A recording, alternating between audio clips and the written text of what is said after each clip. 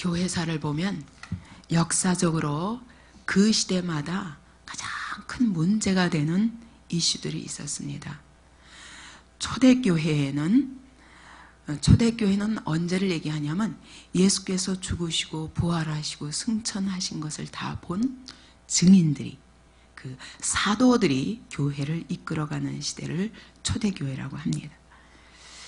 그때는 여러분, 주님이 분명히 이와 같이 죽으시고 부활하시고 승천하신 것들을 본 사람들이 500명이나 되고, 그 사도들이 교회를 끌어가는 때에도 가장 이슈되는 것은 기독론이었습니다.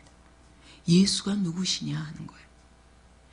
그러니까 주님의 신성을 분명히 목격한 사람이기 때문에 신성을 부인할 수는 없는데, 주님이 과연 인성으로 오신 분인가? 사람의 몸을 입고 오신 분이었던가? 아니면 하나님이 잠깐 나타나셨다가 가현설, 그래서 그것이 가현설이라고 해서 잠깐 신성을 입은 주님이 잠깐 시대에 잠깐 등장하셨다가 가셨다는 거예요. 설마 거룩하신 하나님이 어떻게 인간의 몸을 입고 오신다는 거예요. 이것이 논쟁거리였습니다. 그래서 그 당시 영지주의가 성행했던 겁니다. 신성은 부인하는데 육체로 오신 것을 부인했기 때문에 요한일서에도 보면 정말 이게 이단인가 아닌가 그것을 분별하려면 예수님이 육체로 오신 것을 시인하는가 아닌가를 확인하라고 그랬습니다. 근데 그게 조금 지나서 이 사도들이 또 가르친 그 다음 제자들이 가르친 그 교회를 이끌어가는 시대를 교부시대라고 합니다. 이때 이그나시우스라든가 클레멘트라든가 이런 사람들이 이 교회를 끌어가고 있었습니다. 이때는 삼위일체론이 문제가 되었습니다.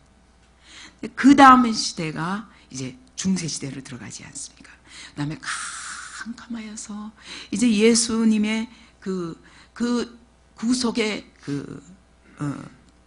대속하신 그 은총으로 말미암아 우리가 구원받았다는 그 복음이 흐려지게 됩니다. 그래서 가톨릭은 완전히 행위가 없으면 안 된다. 그래서 행위로 처음에는 행위가 덧붙여졌지만 믿음과 행위였지만 나중에는 행위가 더 강조됩니다. 그래서 완전히 그 돈을 넣기만 하면 영원히 구원받는다는 그런 자리까지 가게 됩니다. 그래서 그것으로 말미암아 종교개혁 시대가 오면서 그때부터는 믿음으로 구원받느냐 아니면 믿음에다 행위를 넣어야 되느냐, 이것이 논쟁이 되는 구원론이 문제가 되는 시대였습니다. 그런데 오늘날 현대는 가장 문제가 되는 것이 성령론입니다. 오늘날 성령론의 논쟁 시대인데 이때 극단적인 두 가지 이론이 이제 서로 팽팽합니다. 개혁주의는 이렇게 이야기합니다. 오순절 성령 강림은 그때 끝났다. 한 번으로 끝났다. 그때 임하신 성령께서 오늘 우리 각 사람을 인도하시고 또 말씀으로 인도하시고 우리의 삶에 계속 감동을 주시고 인도하시는 것으로 끝났지, 오순절 성령 강림 사건 같은 것은 다시는 일어나지 않는다. 이것이 개혁주의가 주장하는 것입니다. 그러므로 오직 성경, 교리를 분명히 해야 된다. 그래서 성경에 전적으로 집착하게 됩니다. 그러다 보니 전통 우선이요. 항상 이제까지 교회가 가르쳐온 전통. 그러다 보니 말씀은 강조가 되고 말씀은 열심히 공부합니다. 근데 전도의 열정과 주님 사랑과 이런 생명력이 부족합니다. 그래서 체험이 없습니다. 체험이 없고 오직 성경을 말하지만 사실은 여태까지 교회가 가르쳐온 전통을 성경 위에다 둡니다. 왜냐하면 성경에 분명히 성령의 능력을 입히올 때까지 예루살렘 성을 떠나지 말고 기다리라 라든가 성령의 충만을 받으라든가 성령 세례를 받으라든가 이런 성경 구조는 다 간과해버립니다. 그리고 이제까지 교회가 가져온 전통에 딱 묶이게 됩니다. 이러면서 점점 가톨릭화하는 거예요. 성령의 역사가 자꾸 소멸되어지게 됩니다. 이것이 가장 문제입니다. 근데 또 한편으로 그러다 보니까 오순절 성령 운동이 일어나면서 은사 운동으로 번지게 됩니다. 오순절 성령 강림은 그때 있었던 것만 아니라 오늘도 날마다 일어나고 있다는 겁니다. 근데 이것은 사실은 무리가 있습니다. 처음 이 땅에 예수님께서 아버지께 받아서 성령을 우리에게 부어주시던 그때와 지금은 똑같지는 않습니다. 그러나 오순절 다락방에서 일어난 사건과 같은 사건이 그런 동일한 성령의 역사가 그 성령님은 동일하신 분이기 때문에 그때 일어난 사건이 우리 안에도 있을 수는 있습니다. 그러나 그때 일어난 오순절 사건과 오늘 일어난 오순절 사건을 똑같이 볼 수는 없다는 것이 이제 지배적입니다. 근데 이렇게 은사운동에 계속 성령의 그 역사로 말미암아 나타나는 현상에 더 집착하게 됩니다. 성령세를 받지 않으면 구원을 못 받았다라든가 성령세를 받아서 방언을 받지 못하면 구원을 못 받는다든가 또 그뿐만 아니라 성령께서 오늘도 개인적으로 이와 같이 임하셔서 우리의 모든 삶에 인도하신다. 그러니까 이 성령의 체험에 너무 강조한 나머지 하나님의 말씀은 등한시하고 오직 성령의 음성에만 귀를 기울이고 성령께서 오늘 우리에게 주시는 그런 현상적인 체험에 대해서 너무 집착하게 됩니다. 그러다 보니 이 주관적 체험을 성경 위에다 두게 됩니다. 내가 오늘 성령의 역사로 말미암아 체험한 것들을 오늘 내가 듣게 되는 예언, 이거는 성경의 예언하고는 다릅니다. 이 성경이 기록되는 데 있어서도 이 66권이 정경으로 되는 데 있어서도 이것 말고도 제자들이 써놓은 서신과 성령의 음성을 따라 써놓은 것들이 많습니다. 그런데도 수많은 시대적인 검증을 거쳐서 정경으로 확정된 것. 그 나머지는 다 버렸습니다.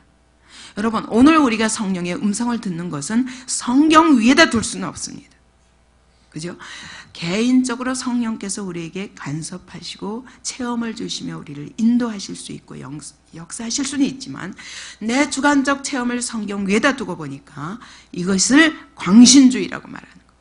그러다가 점점 이단으로 빠지게 되어서 나중에는 내가 듣는 성령의 음성이 바로 성경 위에 있기 때문에 내가 그리스도다 이렇게 되는 겁니다. 그래서 수많은 이단들이 나오게 됩니다. 그래서 하나님의 말씀을 소홀하게 되고 교리가 정확하지 않다 보니까 이게 하나님의 말씀을 떠나서 많은 성령의 음성을 가지고 이제 주장하게 되니까 이때 마귀가 틈을 타서 우리에게 많은 혼란을 심어버립니다. 그러면서 교회 영적 질서가 무너지게 되고 그래서 고린도전서 12장 14장에 그런 경고들이 나오는 거예요. 이렇게 할 때 어떻게 해결해야 되는가 하는 문제 제기들이 나오게 되는 것입니다. 저도 말할 수 없는 하나님의 그 초월적인 은혜들을 그것도 성경을 읽다가 체험하게 되었습니다. 그리고 아무도 전도해 주지 않는데 제가 성경을 읽다가 성령의 강권적인 체험과 함께 정말 성령께서 음성도 들려지고 온갖 은사들을 맛보면서 교회에 나왔습니다. 교회에 와서 보니까 안타까운 거예요. 성경하지만 성령의 조명하심이 없이는 정확하게 성경을 이해할 수 없는 것입니다. 성경은 성령의 감동하심을 받은 사람들이 기록한 것입니다. 그러므로 성령의 감동이 없이는 성경을 바로 해석할 수가 없습니다. 근데 성경하지만 성령의 조명하심을 받지 못한 그런 성경 해석으로 말미암아 하나님의 뜻과 매우 멀어지는 모습들을 보게 되면서 이게 무엇인가? 근데 또 한쪽으로 성령 운동을 하는 사람들을 보면 말씀을 제쳐놓고 자기 체험들을 주장하기 때문에 너무 빗나가 있는데 그 체험들이 하나님의 말씀에 제어를 받지 않는 체험들이다 보니까 많은 무질서들이 있는 것을 보면서 이것은 아닌데, 제가 지난번에 설명한 것 같이 제 친구는 그렇게 입신까지 했는데 그게 성경에 몰두하지 아니하고 그 체험에 몰두함으로 이단에 빠지는 것들을 볼 때 두 사람이 다 목사인데도 불구하고 너무 안타까웠던 거예요. 왜 이럴까? 어떻게 하면은 이 말씀과 성령 이것이 함께 우리의 삶에 역사하셔서 성령의 은혜로 말미암아 하나님의 말씀을 더 깊이 이해하고, 그 다음에 하나님의 말씀을 깊이 이해하면서 오늘 성령의 역사를 더욱더 힘있게 받아서 말씀을 붙잡고 성령의 검을 붙잡고 나가서 세상을 그리스도 앞에 굴복시키는 그런 신앙생활을 할 수 있을까? 그것이 저의 가장 큰 고민이에요. 이제까지 개인에게 있어서도 그렇고 하나님의 교회를 끌어가는 데 있어서 그렇습니다. 여러분, 그렇습니다. 이 두 가지가 결합되지 않으면 절대로 온전한 신앙생활을 할 수가 없습니다. 성령적인 근거 속에서 성령의 역사를 힘입고 성령 충만을 받는 것이, 이것이 바른 신앙생활입니다. 이럴 때 폭발적인 부흥이 있는 것입니다. 제가 첫 번째 목회를 하도록 전도사로 부림받아서 목회를 할 때 너무 안타까웠어요. 말씀하지만 성령의 역사를 부인하기 때문에 제가 가서 이 말씀과 성령 그랬더니 성도들은 막 불길같이 일어나서 철야 예배도 수백 명이 모이게 되는데, 근데 교역자들이 그때부터 저의 모든 신앙 고백에 대해서 완전히 도전하기 시작했습니다. 제가 3년을 견디는 시간이 너무 고통스럽고 결국은 하나님께서 놓으라 그래서 제가 그만 놓을 수밖에 없었어요. 여러분, 우리 안디옥 교회는 말씀과 성령, 이 두 가지로 균형을 이루는 교회가 되어야 됩니다. 여러분, 그래서 이번에 새벽 기도를 통해서 우리가 이 부분에 대해서 분명히 짚고 정확한 개념을 가지고 우리가 성령의 은혜를 힘입는 그런 교회가 되기를 바랍니다. 오늘 사도행전 8장 14절, 15절을 보니까, 자, 보십시오. 예루살렘에 있는 사도들이 사마리아도 하나님의 말씀을 받았다 함을 듣고 베드로와 요한을 보내매. 하나님의 말씀을 받았다, 그 얘기는 뭐예요? 예수를 믿으라 하는 말씀을 믿었다는 것입니다. 그리고 예수님을 믿기로 작정했다는 것입니다. 그리고 그 다음에 보니까 16절에 보니까 오직 주 예수의 이름으로 세례만 받을 뿐이로라 그랬습니다. 그 얘기는 뭡니까? 자, 말씀을 받아서 예수의 이름으로 세례를 받았다는 것입니다. 예수님을 믿었다는 것입니다. 예수님을 영접했다는 것입니다. 요한복음 3장 3절 5절에 보면 성령으로 거듭나지 아니하면 하나님 나라에 들어갈 수 없다라고 말씀합니다. 그러니까 예수님을 영접할 때 성령으로 거듭나는 것입니다. 그죠? 예수님을 확실히 영접했으니까 이제는 성령으로 거듭났다고 말할 수 있습니다. 그런데 오늘 보니까 15절에 보니까 사도들이 내려갔어요. 베드로와 요한이 일부러 파송을 받았습니다. 예수님 영접했으면 됐지. 그런데 안 된다는 것입니다. 내려가서 저희를 위하여 성령 받기를 기도하니 라고 말합니다. 중생, 성령으로 거듭난다는 것과 성령 세례는 다르다는 것을 여기서 의미하는 것입니다. 성령 받는 것은 다르다는 것입니다.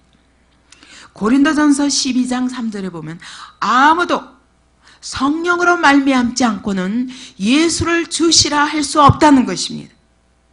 오늘 여기 앉은 사람들은 다 예수님을 주라고 고백했기 때문에 오늘 이 자리에 올 수 있습니다. 그죠? 예수님을 주라고 고백한 사람들은 성령이 내 안에 내주하시는 사람들이에요.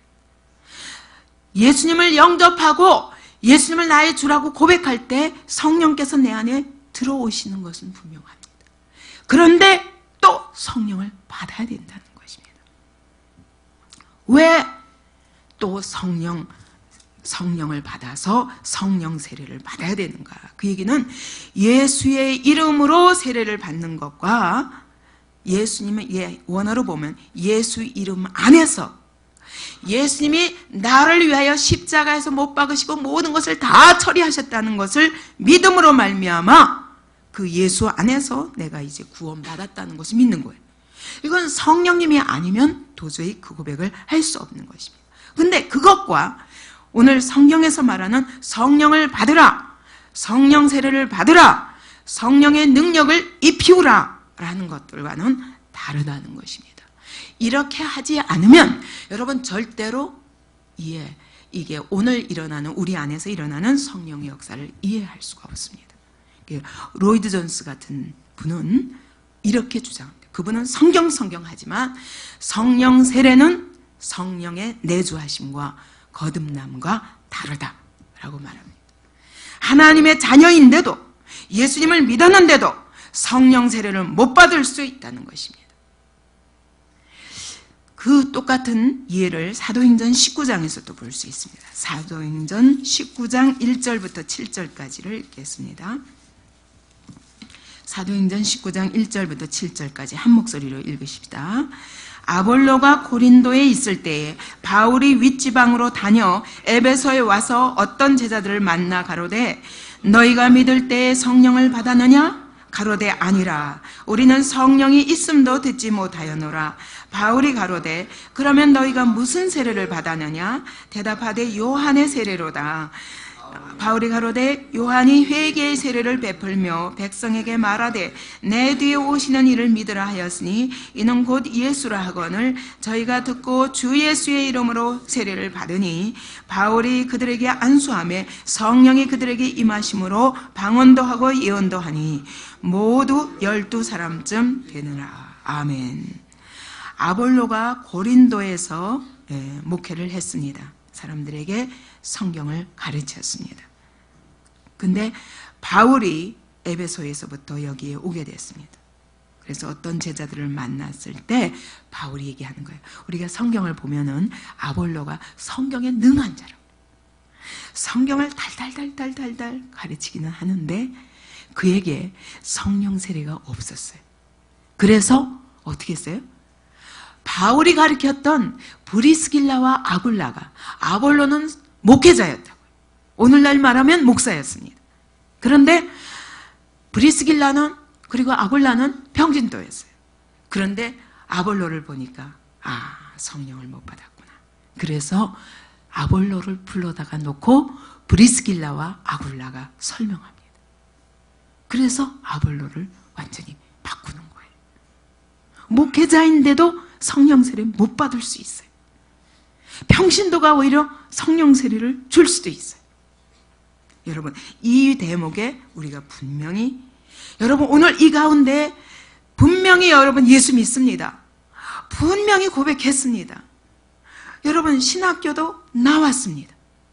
그런데도 성령 세례를 못 받을 수 있다는 것을 생각하면 오늘 우리가 무엇을 구해야 되겠는가 생각해야 됩니다.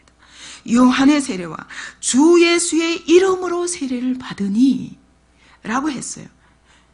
요한의 세례는 회개하는 세례라고 했어요. 회개의 세례입니다.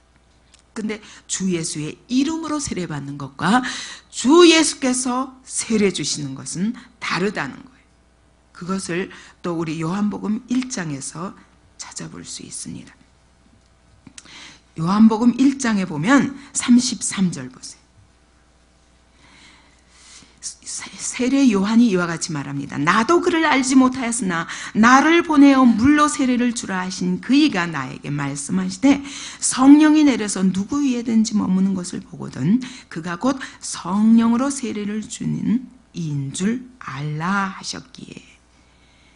그래서 로이드 존스 목사님 같은 분은 이렇게 얘기합니다. 성령으로 말미암아 예수를 주시라고 하는 것과 그것은 성령의 사역이라는 거예요.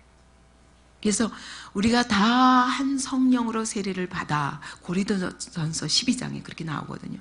거기도 분명히 성령으로 세례를 받아 그랬지만 이것은 성령이 친히 세례를 주는 사역이 아니라 성령으로 말미암아 예수를 주라고 고백하는 사역이 성령께서 하시는 사역이라는 거예요. 근데 여기 오늘 33절에 보니까 그가 성령으로 세례를 준다 그러면 그가 누구예요? 예수님이에요. 예수님이 성령으로 세례를 주시는 사역이 따로 있다는 거예요. 그러니까 성령께서 우리를 예수를 주시라고 믿도록 고백하고 예수님을 영접하게 하셔서 성령께서 내 안에 내주하시는 사역이 있다면 성령 세례는 뭐냐? 예수께서 아버지께 받아서 성령의 능력을 입히우는 예수께서 부어주시는 성령 세례가 있다는 거예요. 이건 다르다. 저는 이 로이드 존스의 이 말에 저는 동의합니다. 성령의 내주하심과 성령의 세례는 다른다. 그렇다면은 성령 세례를 받지 않고도 예수 믿을 수 있습니다. 성령 세례를 받지 않고도 여러분, 얼마든지 신앙생활 할 수 있고 목회까지도 할 수 있습니다. 오늘 사도행전 19장에 보니까 바울이 와가지고 아볼로가 목회하는 교회에 와서 말하는 겁니다. 너희가 믿을 때 성령을 받았느냐? 그건 무슨 말이에요? 믿긴 믿는데 성령 세례를 받았냐? 묻는 거예요. 근데 어떤 흠정역에는 이것을 이렇게 해석합니다. 너희가 믿은 이후로 성령을 받았느냐? 라고 말합니다. 믿은 이후로, 예수님을 분명히 영접한 이후로 성령 세례를 또 받아야 할 필요가 있다고 해석하고 있는 것입니다. 근데 이것이 또 동시에 일어나기도 합니다. 항상 이후로 일어나는 게 아니라 동시에 일어나기도 합니다. 저 같은 사람은 동시에 일어난 사람. 근데 성경에 보니까 또 그런 예가 있습니다. 사도행전 10장에 보면은, 사도행전 10장을 한번 보십시다. 10장 44절부터 47절까지입니다. 보면 베드로가 고넬료 집에 가서, 고넬료는 누구예요? 로마의 백부장이에요. 이탈리아 군대의 백부장입니다. 근데 그 이방인의 집에 가서 하나님이 그에게 가서 그는 신실한 자다, 가서 그에게 복음을 전하라 하니까 베드로가 쭉 말씀을 전했습니다. 그에게 가서 쭉 말씀을 전했더니 베드로가 이 말 할 때에 성령이 말씀 듣는 모든 사람에게 내려오시니, 그래서 그는 이미 믿고 아주 하나님이 도장을 찍을 만큼 그는 신실한 자라고 그랬어요. 경건한 자라고 그랬어요. 근데 그때 그 시간에 말씀을 듣는 중에 성령이 모든 사람에게 내려오셔서 베드로와 함께 온 할례 받은 신자들이 이방인들에게도 성령 부어주심을 인하여 놀라니 이는 방언을 말하며 하나님 높임을 들음이러라. 이에 베드로가 가라되 이 사람들이 우리와 같이 성령을 받았으니 누가 능히 물로 세례 줌을 금하리요. 그러니까 성령 세례를 먼저 받고 물로 세례를 받았어요. 이게 순서가 있는 것은 아닙니다. 그러나 분명히 물로 세례를 받는 것, 예수를 주라고 믿고 물로 세례를 받고 이제 주님을 영접한 것과 성령께서 부어주셔서, 예수께서 부어주시는 성령 세례로 말미암아 성령의 능력을 받으며 방언이 터지고 온갖 은사가 부어지고 능력을 입히우는, 이것은 다르라는 것입니다. 그래서 성령에 의해서 이루어지는 것이 아니라 이것은 예수님이 부어주시는 선물이라는 거예요. 이 선물은 아무도 못 받았어요. 구약시대 아무도. 그렇기 때문에 마태복음 11장에 보면은 예수님이 이렇게 말씀하셨어요. 천국에서는 지극히 작은 자보다, 이 세례 요한보다 큰 선지자가 없다. 구약시대에 이사야도 있었고 수많은 선지자들이 있었습니다. 다니엘도 있었고 예레미야도 있었고 수많은 선지자들이 있었지만 이 세례 요한 같은 선지자는 없다는 거예요. 가장 큰 선지자라. 왜? 앞으로 오실 예수 그리스도를 다 가르쳤습니다. 근데 세례 요한은 바로 이분하고 눈으로 보고 가르치는 선지자이기 때문에 가장 큰 선지자입니다. 그러니까 구약시대에 세례 요한보다 큰 사람이 없다는 거예요. 아브라함과 모세와 다윗과 수많은 믿음의 증인들이 있었지만 세례 요한은 눈으로 보고 가르친 선지자였다는 거예요. 그런데 그 선지자가 천국에서는 지극히 작은 자라도 저 사람보다는, 세례 요한보다는 큰 자다.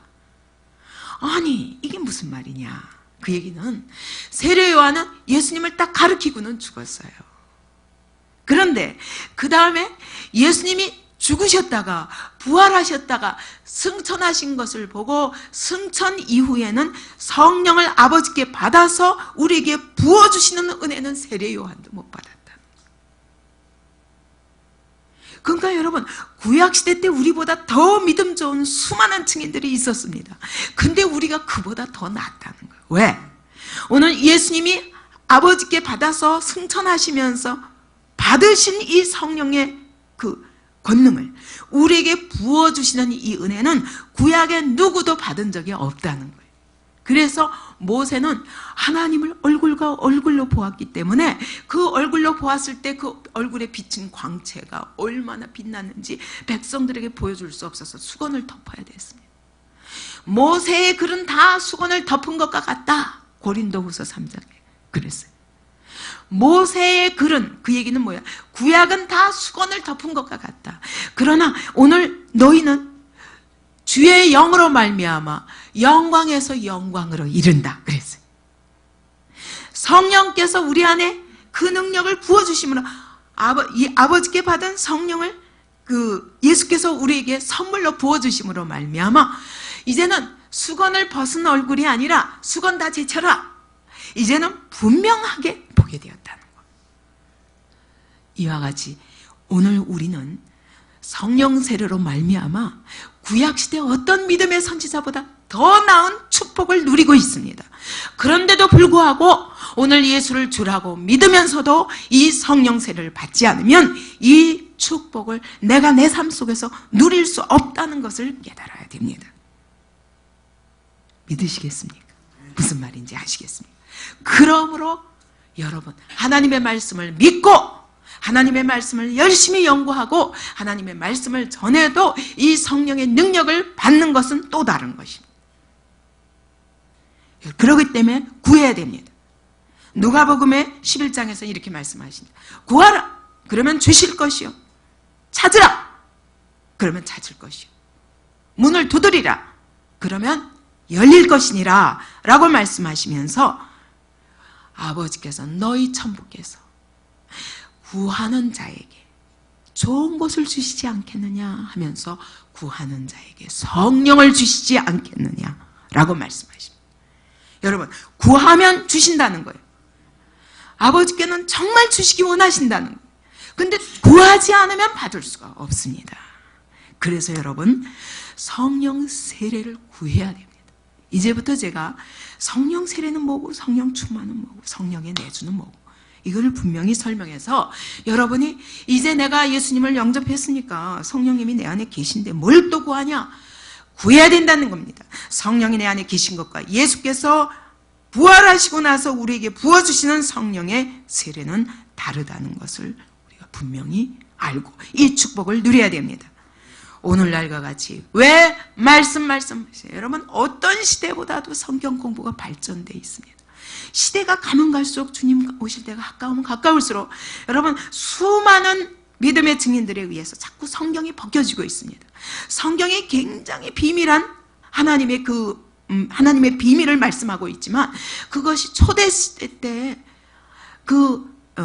받은 것과 지금 전해지는 것들을 받는 것과 오늘 이게 시대가 점점 지나가면서 받는 것이 또 달라요. 물론 초대시대 때는 막 성령이 강력한 역사와 예수님의 살아계신 그 예수님을 손으로 만진 사람들 아닙니까? 그러니까 우리하고 비교할 수 없죠. 그러나 시대가 얼마나 많은 어둠으로 덮였었습니까? 1000년 동안 복음이 덮여서 있었을 뿐만 아니라 이 시대가 멀어지면 멀어질수록 이게 산 증인들이 적어져 가는 거예요. 그러니까 하나님이 말씀을 연구하면 할수록 또 벗겨주십니다. 그래서 더 많이 성경의 내용에 대해서 많이 벗겨져 갑니다. 이 신학도 여러분 한 번 해서 끝나는 거면 뭐 때문에 또 연구하고 또 논문을 발표하고 하겠습니까? 자꾸 벗겨집니다. 그런데 그래서 성경은 더 많이 알아갈 수는 있는데 지식적으로 이 성령 세례를 받지 않으면 오늘날과 같이 이렇게 성경 공부는 많이 하는데 왜 교회가 무력하냐? 왜 초대시대 때 주님이 말씀하셨잖아요. 가시면서 너희가 내 이름으로 기도하고 내가 믿은 것처럼 너희도 내 안에 있기만 하면 내가 한 일보다 더 큰 일을 하리라. 내가 한 일을 할 뿐만 아니라 내가 한 일보다 더 큰 일도 하리라. 근데 왜 그런 역사가 우리 삶 속에서는 안 일어나는가? 이 부분에 대해서 여러분 이것은 성령 세례를 받지 못했기 때문이라고밖에 말할 수가 없는 것입니다. 사도행전 때 이 역사는 여러분 이 시대로 끝난 것이 아닙니다. 오늘도 동일하게 일어납니다. 동일하게 일어납니다. 그래서 이러한 가능성이 있다는 것, 사도행전의 역사가 오늘 내 삶 속에서도 일어날 수 있다는 것을 우리가 다 기대하고 구해야 됩니다. 아멘입니까? 여러분 오늘 하나님께서 이제 일하시기 시작하십니다. 교회사 속에서도 수많은 시대, 어떤 시대는 특별히 하나님께서 막 물붓듯 부어주시는 시대가 있습니다. 무디의 시대 때 막 불같은 역사가 일어났어요. 스펄전 시대 때 불같은 역사가 있었어요. 1907년도에 이 땅에도 불같은 역사가 있었습니다. 안전뱅이가 일어나고 소경이 눈을 뜨고 병든 자가 고침을 받고 놀랍게 성령의 역사가 있었던 때가 있었습니다. 여러분, 이런 가능성에 대해서 사모해야 됩니다. 나하고 상관없는 것이 아닙니다. 이것을 깨달아야 우리가 사모하게 됩니다. 근데 문제는 여러분, 여기서 중요한 것은 왜 주십니까? 왜 주십니까? 성령, 예수께서 왜 주십니까? 예수께서 주시는 이유는 예수님에 대해서 증거하게 하시려고, 예수님이 누구신지 바로 알고 그 예수님을 전하게 하기 위한 것이. 그렇기 때문에 여러분, 경험 자체에 빠져서는 안 돼요. 자도취해서는 안 돼요. 이게 체험 자체에 내게 오는 그 짜릿한 느낌, 이것에 빠지는 것이 문제예요. 그러니까 성령의 불같은 세례가 임해도 여러분 꼭 마귀가 요것 가지고 뺏어가는 거예요. 뭘 뺏어가? 정말 집중해야 될 것은 예수님 그분이라고요. 그가 나에 대하여 증거하실 것이라 그랬어요. 나에 대하여 가르치실 것이다. 내가 말한 모든 것을 생각나게 하시리라. 이게 초점이에요. 성령께서 우리에게 주시는 그 모든 은혜의 초점. 그렇기 때문에 여러분, 예수께 온전히 집중해 있지 않으면 성령의 능력 그 자체, 체험 그 자체에 집중할 때 마귀가 틈을 타는 것을 여러분 지난번에 보셨죠. 여기에 우리 안디옥 교회가 깨어 있어야 됩니다. 사단은 어떻게든 여러분 믿지 못하게 할 뿐만 아니라 믿은 다음에는 믿음을 더 크게 믿는 것을 방해하게 하고, 성령을 또 사모해서 성령 세례를 받고자 하면 성령 세례를 받을 적에도 또 모조품을 만들어냅니다. 그래서 성령 세례 비슷한 것으로 또 틈을 타는 거예요. 언제 우리가 예수님께 집중해 있지 않으면, 오직 예수님을 바로 알고 예수님의 말씀을 바로 깨닫고 그리고 예수님에 대해서 바로 증거하는 것이 최고의 목적이에요. 성령 세례를 부으시는.